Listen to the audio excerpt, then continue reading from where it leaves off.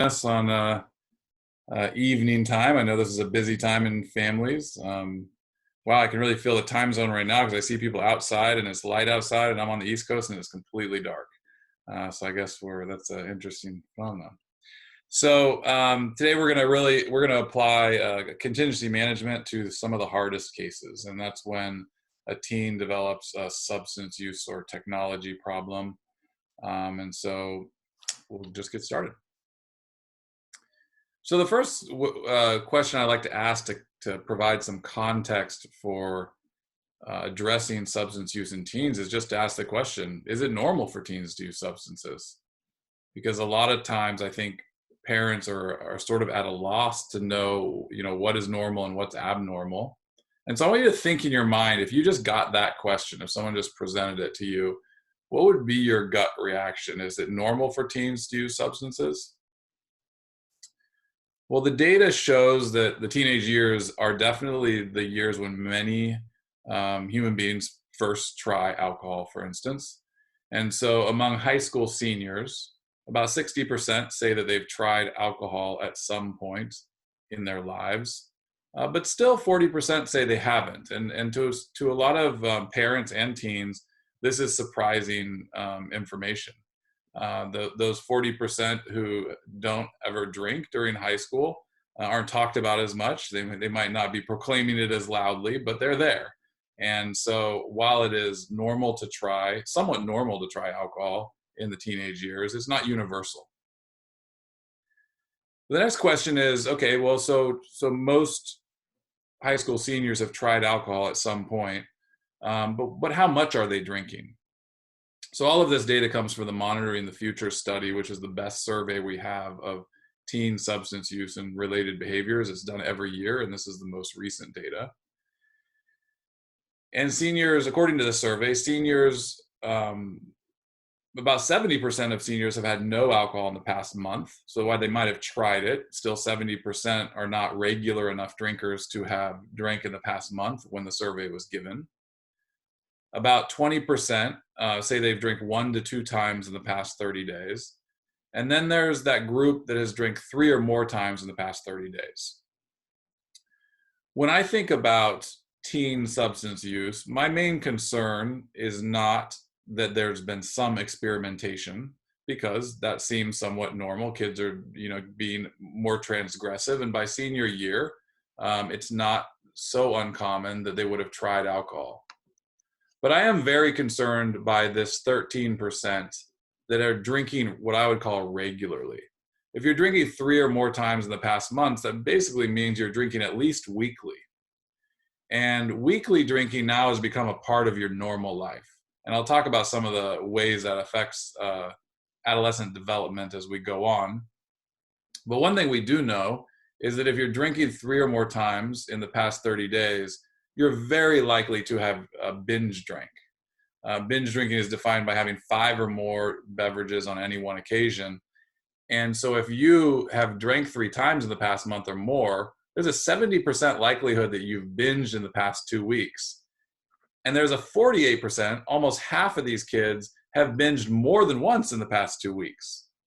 So frequency of alcohol use is highly correlated in adolescence with quantity of alcohol use. And so I'm not only concerned about regular drinking because a teen is drinking frequently, although that is one concern. But honestly, if a high school senior was going out and having 1 beer or 2 beers every Friday night and they were functioning well otherwise, I wouldn't be super concerned. There might be some health effects of that. But binge drinking once or twice in a 2-week period when you're a high school senior is definitely something that can cause developmental problems. With respect to THC, it's not so dissimilar. Kids are still a little bit less likely to have tried THC by their high school senior year. And similarly, there's a small group of high school seniors that are using THC more regularly. And again, that's the group that we'd be more concerned about. And that's the group that we really like to use to address their substance use with contingency management. Now, this other group that's drinking 1 to 2 times per month, or smoking marijuana 1 to 2 times per month, or vaping THC 1 to 2 times per month, we are concerned about them because they're very likely to transition to be regular users of these substances, but they're not as clinically affected as the ones who are using more regularly. Finally, the all interesting vaping, the epidemic of our times among teens. What's interesting about vaping is that it's still a minority of high school seniors that have vaped in the past 30 days. So there's, it's not as common to be vaping as it is to be using marijuana or alcohol still, although that is surprising to some people. And I think vaping has hit different cultures, school cultures differently. I also think that this is, although this data is only 2 years old and it's the newest data we have publicly available, a lot has changed in vaping even in 2 years. It's in an epidemic, you see significant increases. I wouldn't be surprised, and this is where one of our primary concerns is, to think that this group right here that has vaped 40 plus times in the past 30 days, which is 7% in 2018, is now about 1 in 10 teens. That 1 in 10 teens are vaping basically every day, multiple times a day. And that is an epidemic. That's a significant health problem. One of the reasons that vaping is, once a teen does it, they start to do it so much, or they're so at risk for this everyday, all-day use, is just because the immediate perceived consequences are not as extreme as the consequences for alcohol use. It's more available. Teens can vape during the day at school and kind of get away with it, and also it wouldn't necessarily affect their functioning. Obviously, if they were going in to the bathroom and getting high on marijuana, or using alcohol and becoming intoxicated, it would be more readily apparent. Not always, but more than vaping. Vaping is easy to hide. It doesn't create a smell, and teens perceive it as low risk. But it's a stimulant, and once a teen gets so hooked on it that they're using it day in and day out, it becomes a major part of their emotional lives, and something that needs to be addressed. So I talk about this transition from recreational use to regular use, and want to highlight that regular substance use is not normal for teens. Experimentation is normal, but regular substance use is generally accompanied by very noticeable changes in a teen's functioning. They become more disorganized, their behavior becomes more isolated, they engage in rule breaking and lying. They have significant changes in mood. They often become more irritable or sad, or they have significant mood changes when they're affected by a substance. They might be really happy and talkative, but then more irritable and sad and withdrawn later. Their academic performance worsens. They don't work up to their aptitude. And a change I've noticed in particular, this maybe not even the most important developmental change, but one that I find developmentally significant in how it demonstrates how integral substance use can become to a teenager, is that, as you know, all of you that have kids, there's a period of time in childhood when kids are kids, when everything is fun. And you can play games with them almost, at the drop of a hat. You say something silly, you make a pattern, you run around, you play tag. I mean, kids are ready to play and have fun at the drop of a hat. Now, there's some differences, but generally kids are very playful. And when a teen discovers substances, but then begins to use them regularly, all of a sudden it diminishes the enjoyment they get out of other things in life, the things that they used to be able to enjoy. And what you notice is that now they develop this belief that they can't have fun without substances, that nothing else is really fun except hanging with their friend and smoking weed, or hanging with their friend and drinking a little bit, or hanging with their friend and playing video games, which I'll talk about. And their attention and their energy gets fixated on these addictive behaviors, and it robs them of their ability to just have fun with normal activities the way they used to just 6 months prior, right? Just before the onset of regular use happened. And so in a sense, you see this major transition, which I perceive as a real loss of childhood. And when I'm working with parents and with teens, who have made this transition, but it hasn't been that long. One of the things I say to even teens, I say, the goal of this plan, one of the goals of this plan, is to give you back kid brain for a little bit longer before you grow up. We don't want you to lose your child by getting fixated on these addictive things and no longer be able to enjoy the things that you would normally enjoy as a child, as a kid. And I think that obviously that particular manifestation of the developmental impact of addiction is just one of them. They also lose the ability to regulate their mood as effectively. They don't have as much opportunity to navigate relationships without substance use or deal with stressors without substance use. There are multiple ways that they are at a deficit once they start beginning to use substances regularly. But one of the ways is that they lose an interest in the things that they should be interested at that age. Without intervention, all these changes can have significant developmental ramifications. Now, I've mentioned gaming, and gaming is recognized around the world now as a bona fide addiction, gaming disorder. The World Health Organization included gaming disorder in its most recent diagnostic manual. The American Psychiatric Association didn't include it in the 2015 revision of its manual, but included it as a diagnosis under study and for consideration in future versions of the Diagnostic Statistical Manual. We know that just like gambling, which is also recognized as an addictive disorder, video gaming activates the same reward pathways. It causes the same sort of impaired control and hyper focus and changes in mood that substances do. Not in everybody, in the same way that not everybody gets addicted to substances, but in those that are vulnerable, it can cause significant changes in behavior and functioning and have developmental consequences. The overlap between addictive drugs and behavior is that the brain registers those behaviors as really low cost, nothing hard about turning on a screen to play video games, and really high reward. They're highly stimulating. And it's natural, actually, that our brains are seeking out low cost, high reward activities. In fact, that's what's helped our ancestors survive, is that our brain is wired to minimize cost and maximize reward. The problem with addictive things is that these are low cost, high reward, and low value. They have low developmental value, and they rob a teen of activities with high developmental value. And so now you're wasting all your energy in games, and you're not, fostering relationships and engaging in skillful activities, learning skills, even sports, and not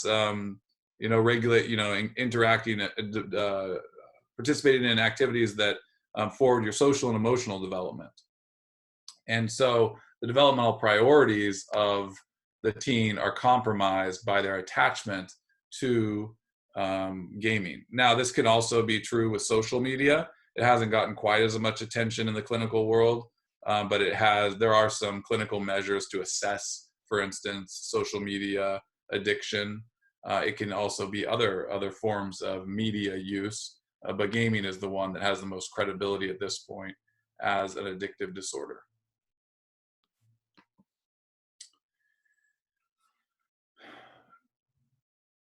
All of us at some point probably sat in a room with teachers who told us how bad drugs and alcohol were. And our best research on programs like DARE and other prevention programs that use education about the potential harms of drugs and their effects, our best research on those programs is that they have not moved the needle on teen drug use. And there's some indication that when you give a well-intentioned educational class on the possible risks of drugs, the kids who are risk-taking and sensation-seeking take notes about the things they want to try. It has the opposite effect of what you wanted, whereas the risk-averse kids were not really going to use the substances in the first place. So universal prevention doesn't have a good evidence base to support it. And so recently, clinicians and researchers have focused more on what are called targeted prevention programs. There's one prevention program with a lot of promise called Preventure. And targeted prevention programs are built around the idea that we actually know the traits that are most predictive of developing an addictive problem in adolescence. And so if we identify those traits early, like in middle school, uh, we address those traits which make a teen vulnerable to addiction, we can actually have a bigger impact than if we try to just use education to talk teens out of drug use. And those four traits, two of them are internalizing traits, hopelessness and anxiety sensitivity, and two of them are external traits, impulsivity and sensation seeking. Hopelessness is the symptom of addiction that is most predictive of suicide.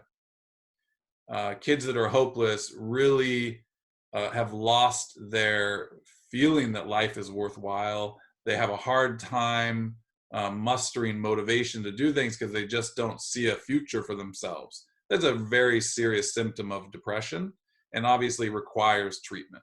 A kid who has a significant sense of hopelessness should see a therapist and probably a psychiatrist. Anxiety sensitivity is not exactly the same thing as anxiety. We all have anxiety. All kids have anxiety, and there's a lot of school-based anxiety. Anxiety sensitivity is the attention we give to our symptoms of anxiety.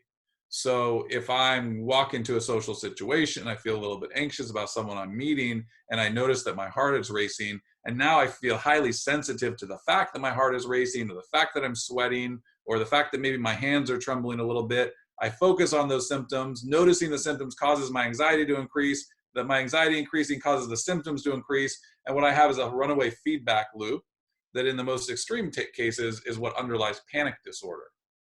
Panic disorder is marked by having had a panic attack and being really afraid of having another one. And so a person will restrict their activity because they're afraid that if they go into a situation, this feedback loop of symptoms will happen again, and that they're not going to be able to escape. When a child with hopelessness or anxiety sensitivity, these very acute mental health symptoms, first tries alcohol or marijuana or even vaping perhaps, it's like drinking a glass of water after walking through the desert for hours. It is just a relief. The relief of, and oftentimes kids like this will report, I didn't know I could feel normal.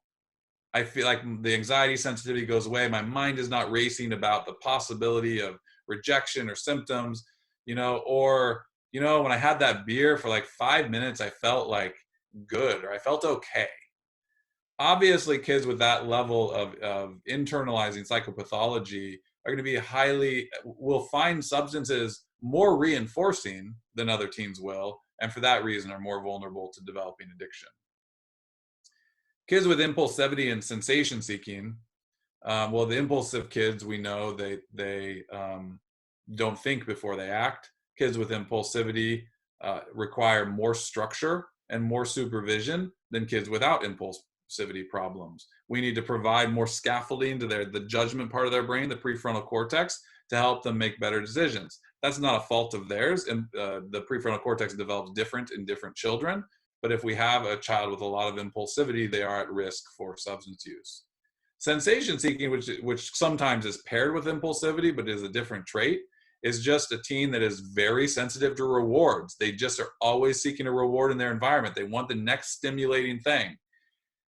Kids with sensation seeking can be very successful in a lot of activities as long as we get them involved in activities that are developmentally healthy and help steer them away from activities that have high reward, that satisfy that need for sensation, but have low value.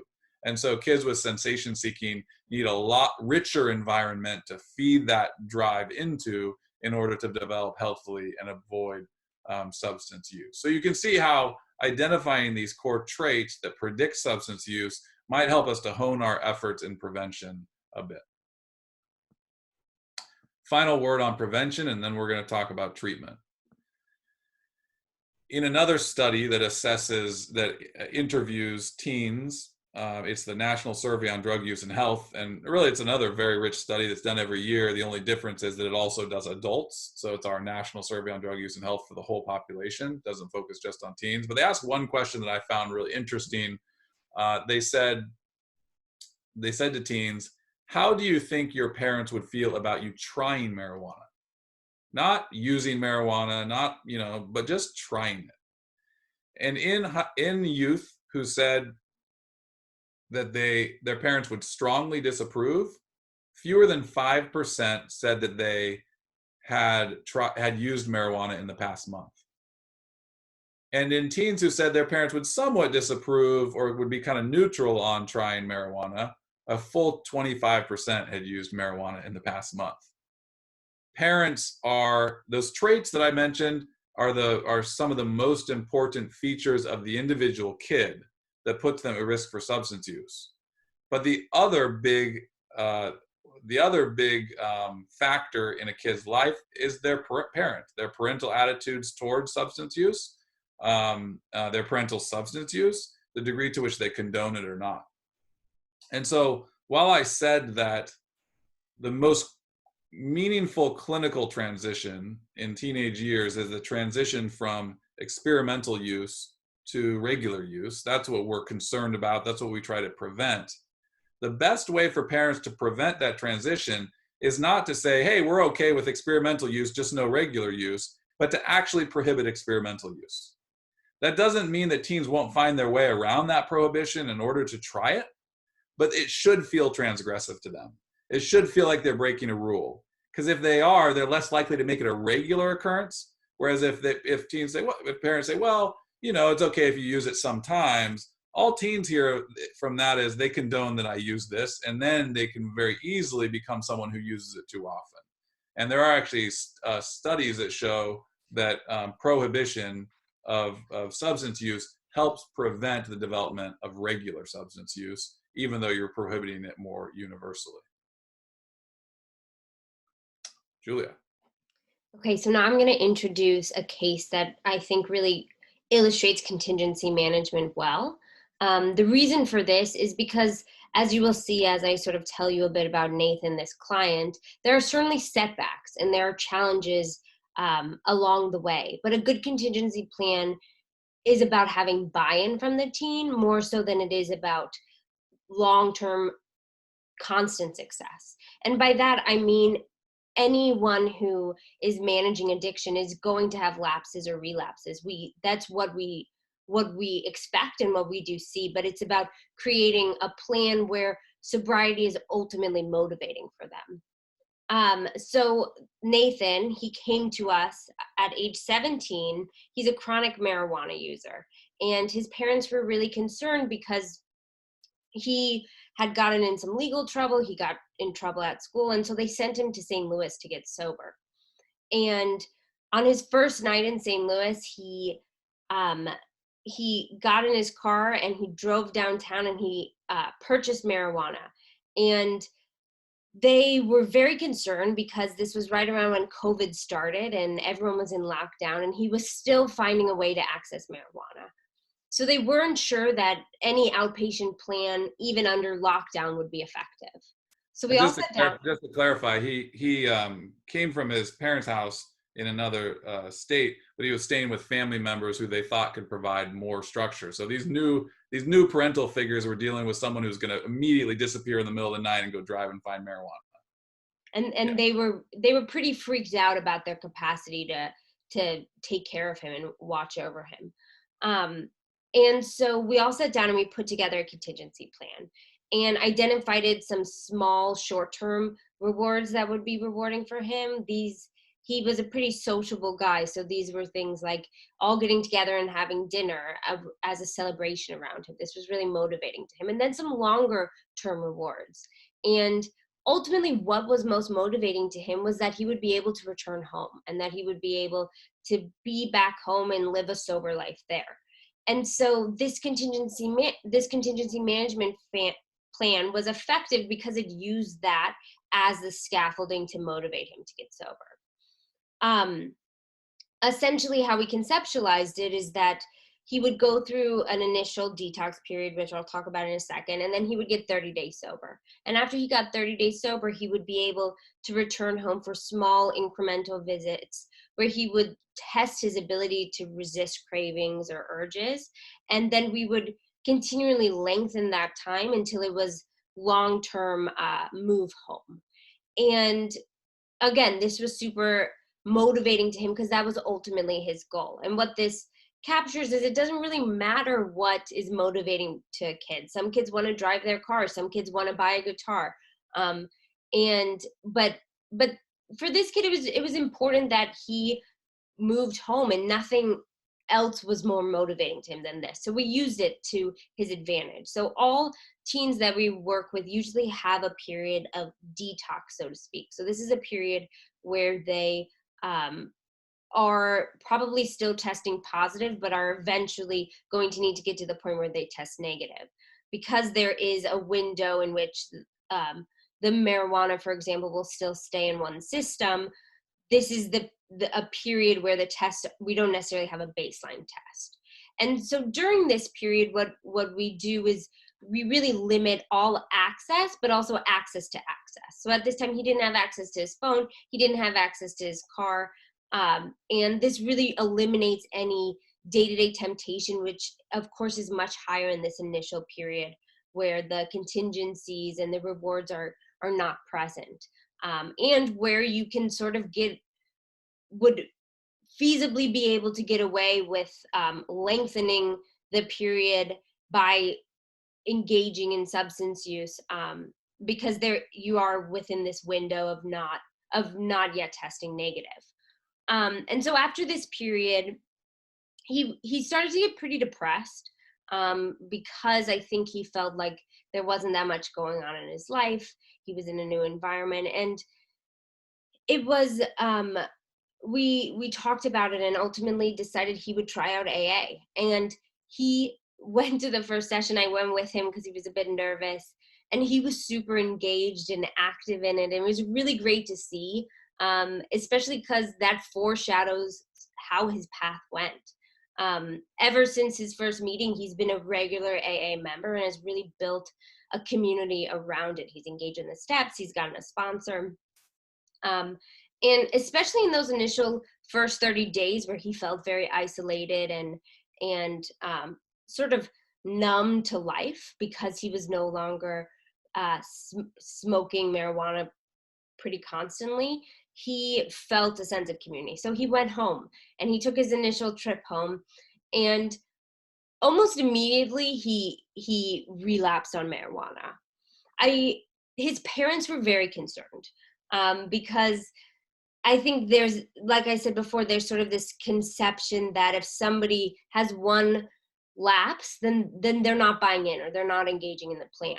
But the truth is, for example, when we treat anxiety, we're not ridding someone of anxiety for their whole life. And the same goes with sobriety. It's very normal to have these periods or just setbacks. It helps you come back to the table and figure out what didn't work and what could work moving forward. So we sat down, and though his parents thought maybe we should reset the plan, we ultimately decided 2 more weeks and he'd get to go home. This would be an opportunity for him to practice using the muscle of saying no, that he hadn't gotten to use while he was in lockdown during COVID. And is one of the reasons why inpatient treatment is generally quite limited, because if someone doesn't have access to substances, then that's really important and can be helpful for them to get that initial period sober. But ultimately, it's the day-to-day experience of being sober in your natural environment which is most valuable. And so after this initial setback, 2 weeks later, he went back home. He stayed sober the second time, then the third time. And then finally, the fourth time he went home, and he did great. And these were longer periods of time. And then the fifth time, right before he was about to go home, his parent or his guardians who he was staying with found that he had been drinking alcohol. And this is also pretty normal to see. They were pretty alarmed by it. They felt that um, he had stopped engaging in the plan, or he wasn't engaged in it. And the truth of the matter is, we often see people sort of switch substances as part of the process. And ultimately, it created an opportunity for us to come back together and brainstorm how we could make this plan more effective. Like I said before, these setbacks are normal, but what's really important is that the individual has buy-in and a willingness to try working on being sober within the plan. But I will say that when we all sat down and came together, he was supposed to go back home that weekend, and he was really, really upset. And it I think probably the more challenging part about this was, because he was so upset, it was very challenging for everyone to stick with this plan. Everyone wanted him to go home and be able to be with his family. But ultimately, um, we all knew that if we didn't stick with this plan, the plan wouldn't have merit, and it wouldn't be able to garner the same sort of buy-in that had been so instrumental to him throughout this whole process. And so we had to stick with this plan. And we created a plan that also had more scaffolding and had more of a daily schedule to treat his underlying mental health issues that he was really struggling with at this time, and was also probably part of the reason why he did have this small relapse with alcohol. He had been adjusting to his life sober for a longer period of time, and sort of started to test the waters. And as a result, it just required us to reshape this plan. And what we decided was that if he had another relapse, then he would go to residential treatment so that he would be able to get a longer period of time. But he's now 75 days sober and doing really great. And and I think probably the most rewarding part of this case in general has been seeing the way he's found it rewarding, and how he has really identified with his ability to do what he needs to do to get sober, to get to accomplish his goal, and to live a good life. I was recently talking to him, and he was telling me how everything in his life is better sober. And as a therapist who works in addiction and works with teens who maybe don't always have the same um, understanding of how drugs are impacting their day to day, this was really cool to see. So I'm going to turn it over to Ned, and he's going to talk about Rachel. The last thing that Julia said is really the final fruits of contingency management. When a team comes in, we don't expect them to become sober because they value sobriety. That is a developmentally inappropriate expectation. It never happens. I've never sat down with a teen and they said, I just feel like my life would be better if I were sober. I've sat down with many adults who start treatment that way, and they still struggle with motivation as they go on, but they start with this more adult, mature view sometimes of what addiction means in their life. Teens have a harder time getting there. They've been using much less time, and they're just not as developed mentally and emotionally as adults. But over time, as the contingency plan, so we use what motivates them. So if being sober doesn't motivate you, we'll use what does motivate you to help you be sober. And then over time, even though you're relating to this other reinforcer, like being able to go back home, and that's why you're not using, over time your life gets better anyway. You start to see that sobriety actually has these benefits, and then the internal motivation kicks in. But that's many months into the process oftentimes. And so contingency management really is, we call it scaffolding, we call it a cast. It's a way to scaffold the motivational system until those internal motivators can come through. The case that I'm about to describe is operated very similarly. It's sort of formulaic in a sense that we always seem to start with these conversations of residential, because parents are in crisis. They realize that their teen is not using substances recreationally, that they really have behaviors and use that look like addiction. And it is early onset addiction. And so we always consider residential treatment, and in some cases we refer for residential treatment. In this particular case, I was on the phone talking about this girl who was just finishing her sophomore year, going into her junior year, and she had been using alcohol, marijuana, and vaping a lot. She was using alcohol and marijuana multiple times a week. Her grades were suffering, even though she was a bright person and typically did well in school. And I was on a call with a psychiatrist and a family therapist the family had used in the past, the parents, and everybody was sort of like, what do we do with this kid who is out of control? And the psychiatrist was saying, I think that this girl needs to go to inpatient treatment. And I said, sure, that's a good place to start. The alternative would be to set up a really strict contingency plan and see if we can help her get sober in her natural environment and then go from there. The parents ultimately struggled with that choice and opted to do a contingency plan. And in this particular case, it worked out really, really well. Um, you know, for all the disorganized behavior that Rachel was involved in, she was and she was lying and sneaking out and changing the codes on the house so that she could get past the detector. And I mean, there was no, when parents or loved ones complain about the manipulations of someone with addiction, they were all there, right? But at heart, she didn't want to go to residential treatment, and she knew on some level that engaging in this plan was going to help her, or at least it was going to keep her from having to go through the pain of separating from home. So she got with the program. She was on a very strict schedule of screening and the detox period, like Julia described. One of the interesting things about her particular plan was, at first we were drug testing twice a week. And she came into therapy one day and she said, Ned, I have to be drug tested 3 times a week. If I am drug tested twice a week, all my brain does is continually calculate what's that one day each week that I can use without detection. And I said, great. So basically the testing, cravings, I've often thought of cravings are the result of the perceived opportunity to use without consequence or detection. And so if we eliminate the possibility of using without detection or consequence, it decreases cravings. And this is exactly what Rachel experienced. Once we put the third test in there, she stopped thinking about it. And it was mostly about vaping.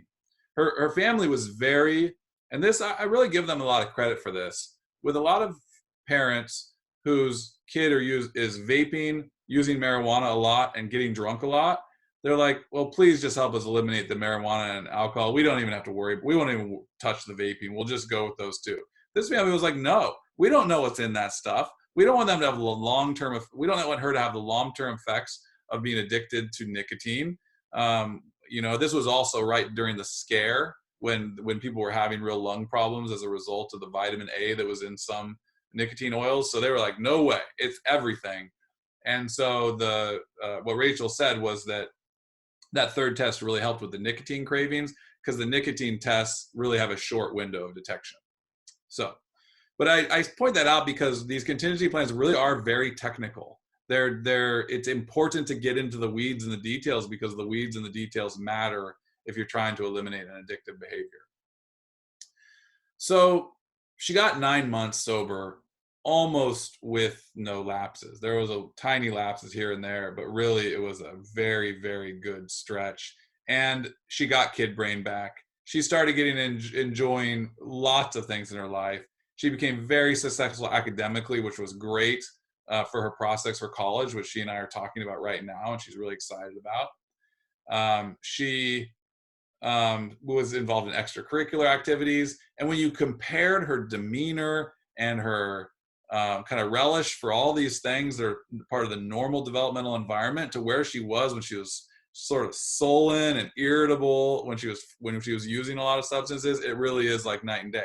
Now, I will say that in the first 2 months of sobriety, she was pretty depressed, kind of like Nathan was. Like, there's a natural sense of loss and depression and irritability that often creeps in, or is just a result of the loss of the substances and the fact that the brain has to readjust to less intensive rewards from daily activity.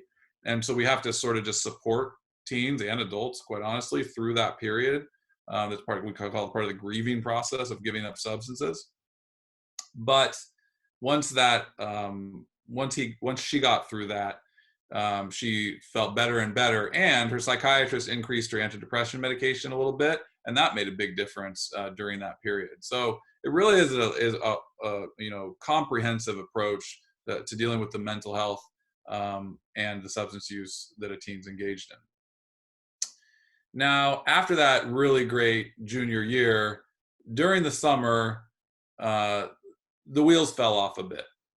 We were locked down in COVID. She didn't have a lot to engage her, in healthy developmental activities. It's not like she would go out and get a job. Her family wasn't, didn't feel like that was going to be safe. They had family members that, parents that were living with them. So really, she did quite a bit of partying in the summer. And there was the contingency plan sort of fell apart because she had gradually gained all these things that she really wanted. She got a smartphone for the first time after a full month of sobriety. Then she got her permit after 3 full months of sobriety, and then she got her driver's license out of 6 months of sobriety. So those were the things that held her attention through and then she got little rewards for the negative drug screens, but it was those longer term rewards that really buttressed this whole program and allowed her to string long periods of time together. Well, all of those were achieved. There wasn't much flesh left in the contingency plan. There was summer without the structure, and she went back to using. It wasn't nearly as heavy as it had been, not nearly as problematic. But as the school year started, everybody was a little worried. She was lying again. She was going out when she wanted to go out. She wasn't listening to her parents. Everything had kind of broken apart a bit.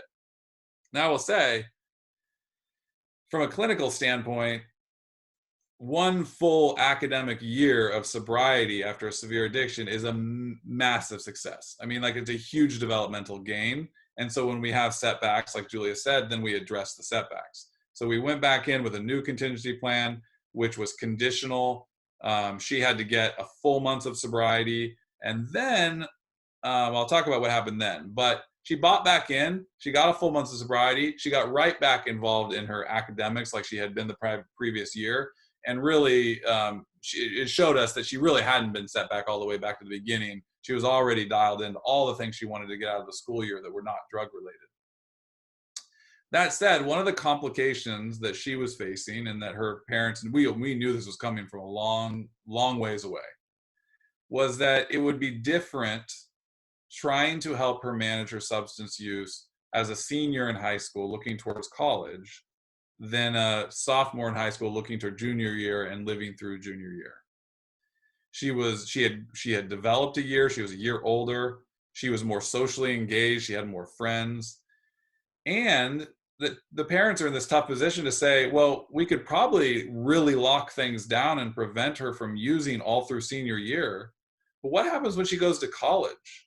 She has no intention. This is not someone who ever went to AA. She does not have a sense that sobriety is going to be a lifelong thing. She may get there at some point in her life as she manages this condition, but it was never going to happen during this sophomore and junior and senior year of high school.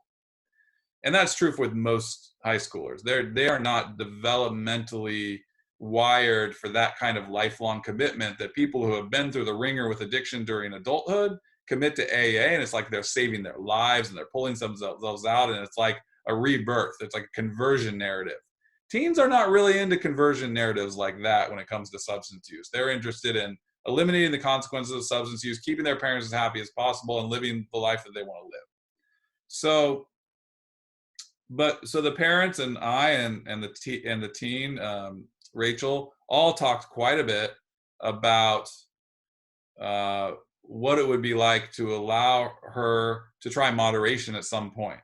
And really that's a tricky issue. Like, the parents, like, we never want to condone substance use, but as someone reaches 18 years old, nearing 18 years old, like Rachel is, you do stop micromanaging their lives. You do start to give them a little bit more privacy, a little bit more freedom to kind of sink or swim.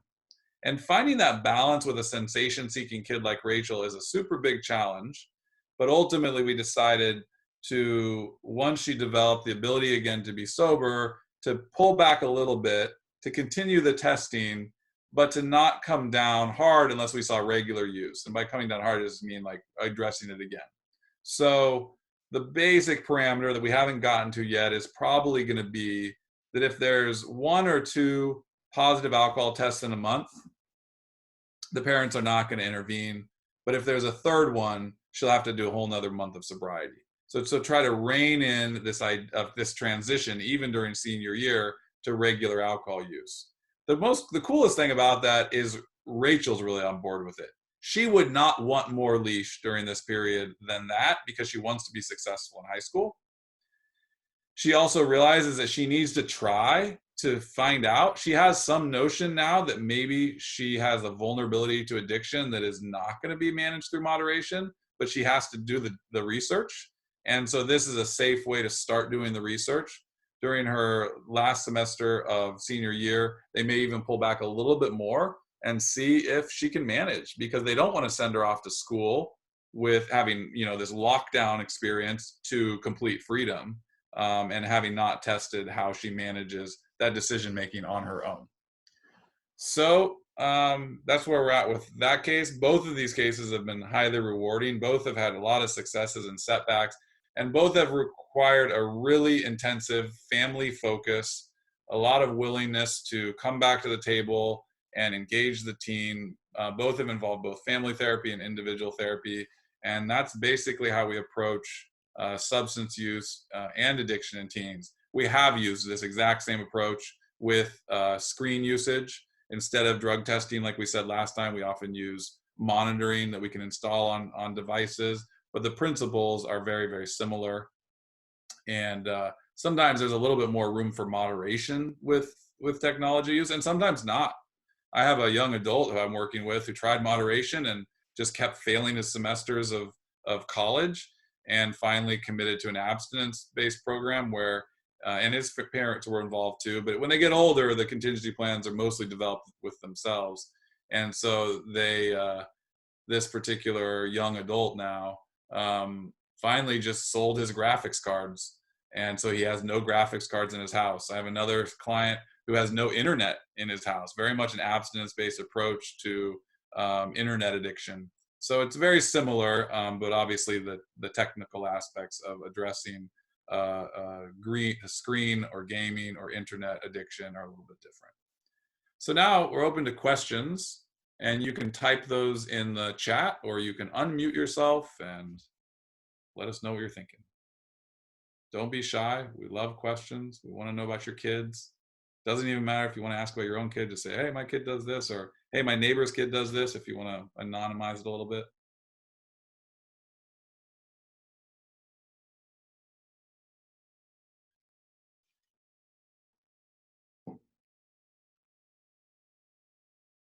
Well, I have a question for you. When I presented the data on what's normal for teens, did you find anything surprising or anything that you're like, no, that's just not true in our community, this is the way it is? What did you think about this idea that, yeah, teens experiment, but regular use is not normal for teens?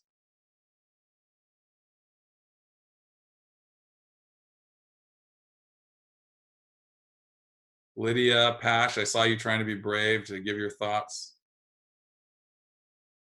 Okay, can you hear us? Yes. Okay. It's not really surprising at all. Not surprising. Okay. So not to us. In the Oh, community where we live here in the Ozarks in Missouri, not too surprising. Oh, good. Sorry.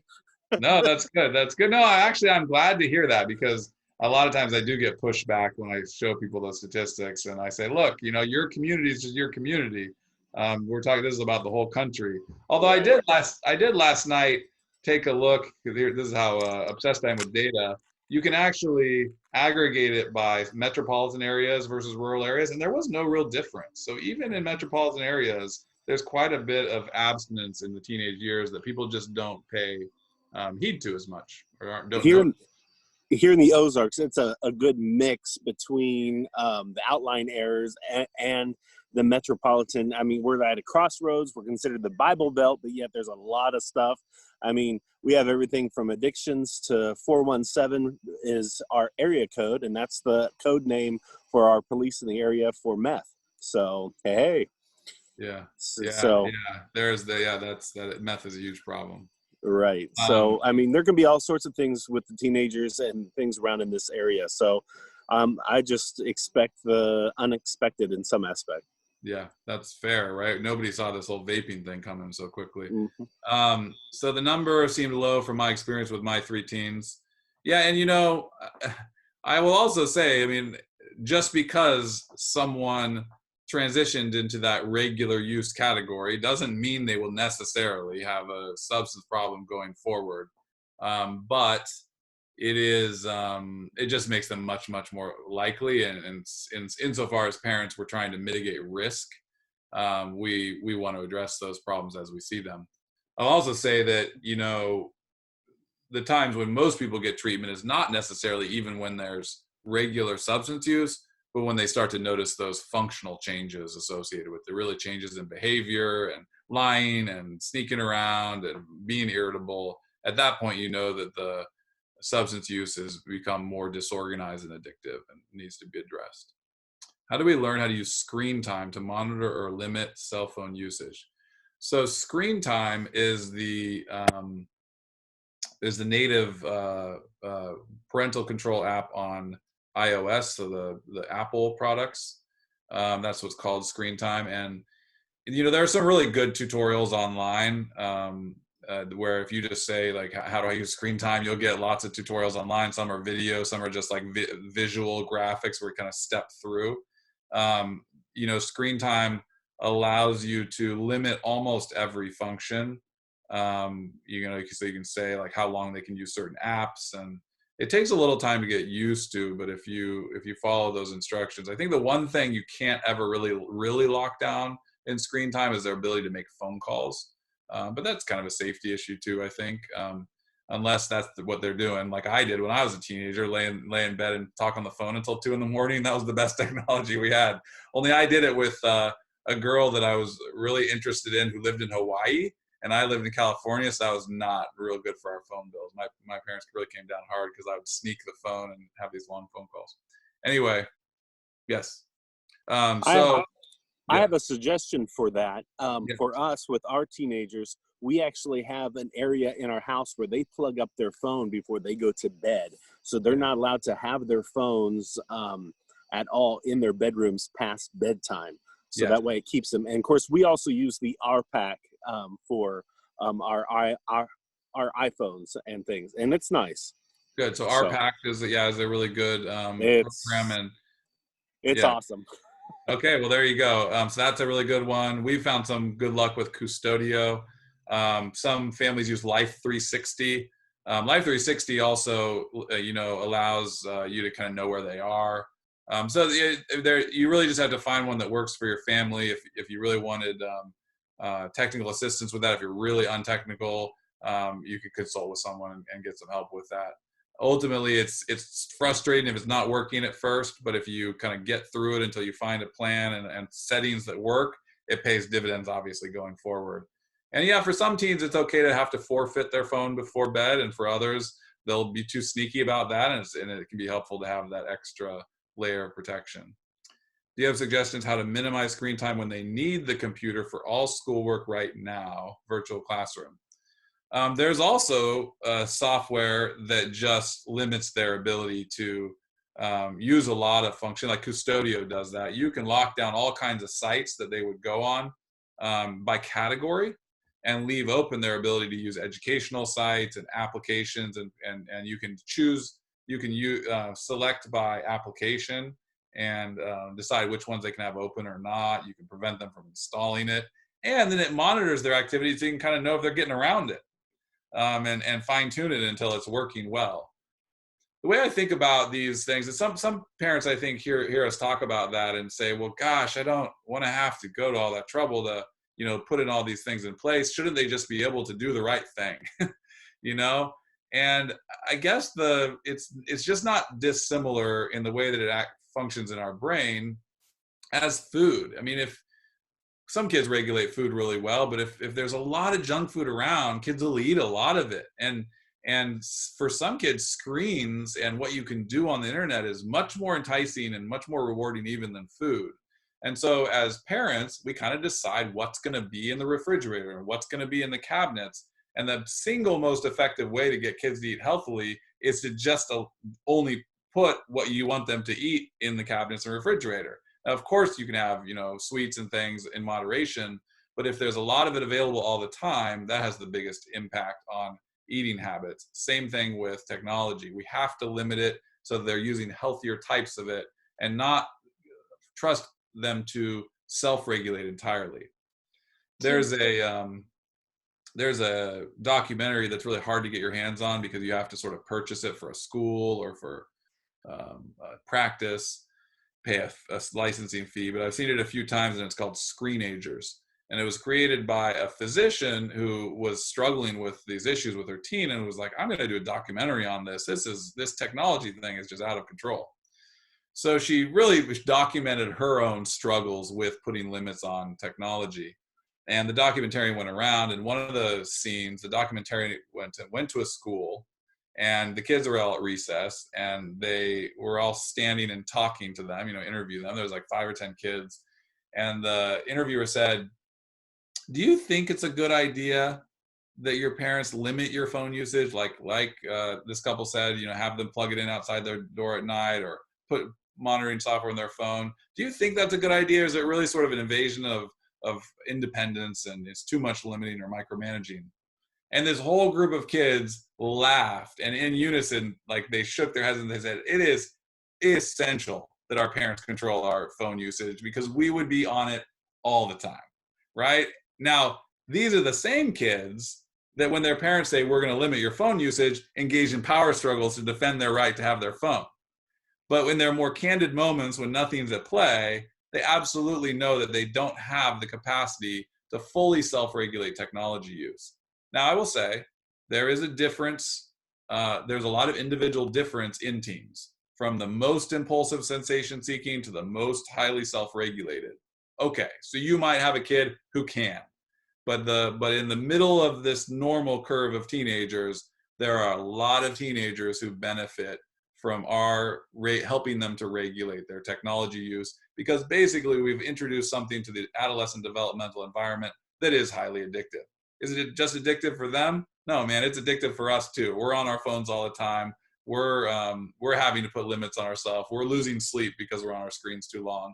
Well, their brains are much less capable of regulation than ours are. And just to add to that, if you are concerned that, or if you're not sure whether or not your teen falls into this more problematic group or someone who's able to moderate, and of course they're all on their computers all day these days, but create spaces that are just phone free. So, don't allow the phones at the dinner table. See if they can manage that. Don't have them go outside and not bring their phone. And if you find that your teen is like sneaking their phone or cannot take that separation time away from their phone, then chances are you might need to engage some of these more higher level interventions like these softwares that we're talking about.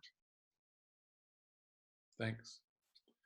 All right. Well, thank you all for coming tonight. And thank you for those of you who were able to see the other presentations as well. We've really enjoyed engaging on this topic. If we can ever be of help to you, please don't hesitate to reach out. And good luck staying safe and healthy and not getting too screen fatigued during COVID. Thank you so much. Yeah. Bye-bye.